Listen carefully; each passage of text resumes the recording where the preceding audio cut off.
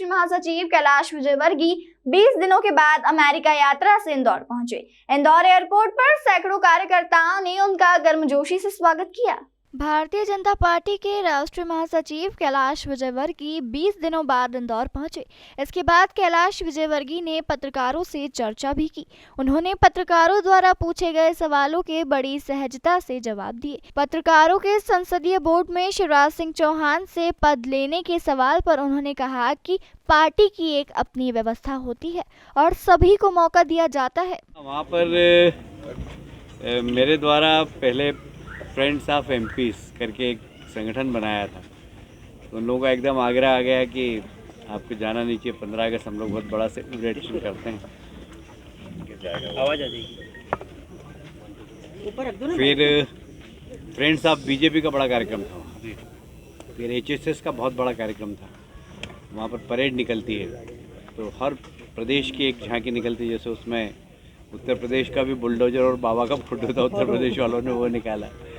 तो ऐसे सेलिब्रेशन इस बार अमृत महोत्सव के उपलक्ष्य में बहुत ज़बरदस्त उत्साह था, वो मैंने देखा।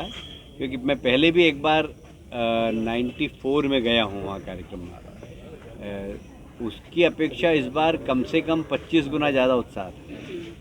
इतने बड़े बड़े कार्यक्रम हुए। अमेरिका में अगर 500 लोग इकट्ठे हो जाते हैं तो लोग कहते हैं बहुत बड़ी भीड़ थी। 10,000 लोग थे जो परेड निकली। और अभी जो उनकी तैयारी चल रही 2 लाख लोगों की 21 तारीख को न्यूयॉर्क, वो बहुत बड़ी परेड निकलने वाली है। उनसे जब सवाल किया गया कि क्या उनसे बंगाल का प्रभाव ले लिया है, तो उन्होंने कहा कि यह मात्र अफवाह है। मैं अभी भी बंगाल का प्रभारी हूं। साथ ही उन्होंने संसदीय बोर्ड में सत्यनारायण जटिया के नियुक्त होने पर उन्हें बधाई भी दी। नहीं, वैसे तो बनेगी, उसमें मेरा कुछ भी रोल नहीं है। मैं कभी इस प्रकार के छोटे विषयों पे कभी चर्चा नहीं करता हूँ। मुझे कहा कि युवा मोर्चा ये नहीं, ये मेरा काम नहीं है। पश्चिम बंगाल के बाद भाई साहब आपका किधर मूवमेंट? अभी भी पश्चिम बंगाल का प्रभारी हूँ मैं। पता नहीं यहाँ पर मध्य प्रदेश में ये बताया कि मेरे को मुक्त कर दिया। मैं मुक्त नहीं हुआ, मैं अभी पश्चिम बंगाल का प्रभारी हूँ। जैसे मुरलीधर राव यहाँ पर प्रभारी थे और शिव प्रकाश जी और अजय जी यहाँ पर संगठन का काम देखने के लिए आए, वैसे ही संगठन का काम देखने के लिए पहले वहाँ मेरे साथ शिव प्रकाश जी थे। शिव प्रकाश जी के सुनील बंसल जी आ गए। बाकी पूरी टीम वैसी की वैसी है। मैं प्रभारी हूँ, सह प्रभारी अमित है, सह प्रभारी मेनन साहब, सब जो व्यवस्था है बंगाल की बदली नहीं है। देखिए, ऐसा है कि आप लोगों को भी कोई विषय होना चाहिए विश्लेषण के लिए। तो आप लोग इस प्रकार की कसीदे गढ़ते रहते हैं, पर इससे कोई फर्क नहीं पड़ता। ये सतत प्रक्रिया है। बिहार में हुई सियासी उठापटक को लेकर उन्होंने कहा कि बिहार की राजनीति ऐसी हो गई है जैसे विदेशों में लड़के एवं लड़कियां गर्लफ्रेंड बॉयफ्रेंड बदल लिया करते हैं। बिहार में नीतीश कुमार पर कटाक्ष करते हुए कहा कि नीतीश कुमार का अपना स्वयं का वजूद नहीं बचा है अपनी कुर्सी बचाने के लिए, इसलिए वह मौका देखकर पाला बदल लेते हैं। वहाँ पर एक ने बड़ी अच्छी बात कही, मुझे लगता है कहना चाहिए या नहीं कहना चाहिए। जब मैं विदेश में था, जिस दिन बिहार की सरकार बदली, तो एक ने बोले ये तो हमारे यहाँ होता है, बोले बॉयफ्रेंड कभी भी बदल लेती लड़की। बिहार के मुख्यमंत्री की भी ऐसी पोजीशन है, कब किससे हाथ मिला ले, कब किसका हाथ छोड़ दे। उन्होंने पूर्व मुख्यमंत्री कमलनाथ पर कटाक्ष करते हुए कहा कि कमलनाथ की उम्र 75 वर्ष से ऊपर हो रही है और उनकी याददाश्त कमजोर हो चली है और वह इस तरीके की बयानबाजी करते हुए अपना समय काट रहे हैं। देखिए, ऐसा है कि मेरा ख्याल है +75 है ना, इस प्रकार के सपने बुनते रहना चाहिए। उससे क्या होता है, टाइम पास हो जाता है। उन्होंने प्रधानमंत्री नरेंद्र मोदी की तारीफ करते हुए कहा कि देश ही नहीं पूरे विश्व में भारत का एक विशिष्ट स्थान बना है और यह सिर्फ प्रधानमंत्री नरेंद्र मोदी के कुशल नेतृत्व के चलते हुआ है।